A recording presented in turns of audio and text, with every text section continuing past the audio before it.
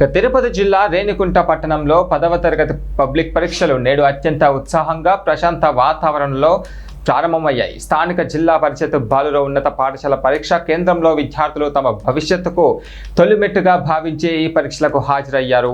కేంద్రంలో మొత్తం 181 మంది విద్యార్థులు పరీక్ష రాయడానికి సిద్ధమయ్యారు.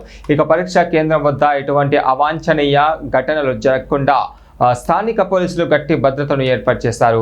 ప్రతి విద్యార్థిని క్షుణ్ణంగా తనిఖీ చేసిన తర్వాతే లోపలికి అనుమతించారు. ఎండ తీవ్రతను దృష్టిలో ఉంచుకునే విద్యార్థులకు ఇబ్బంది కలగకుండా పాఠశాల యాజమాన్యం మరియు విద్యాశాఖ అధికారులు తాగునీరు వంటి కనీస సదుపాయాలను కల్పించారు. ఉదయం నుంచే విద్యార్థులు తమ హాల్ టికెట్లతో పరీక్షా కేంద్రానికి చేరుకున్నారు.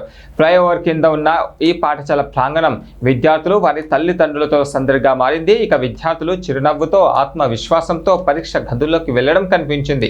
అధికారులు 144 సెక్షన్ అమలు చేస్తూ కేంద్రం చుట్టుపక్కల జిరాక్స్ సెంటర్ను మూసివేశారు. అలాగే మొత్తానికి రేణిగుంట జెడ్పీ హై స్కూల్లో మొదటి రోజు నిబంధనల ప్రకారం సజావుగా సాగడంతో అటు విద్యాశాఖ అధికారులు ఇటు తల్లిదండ్రులు హర్షం వ్యక్తం చేశారు.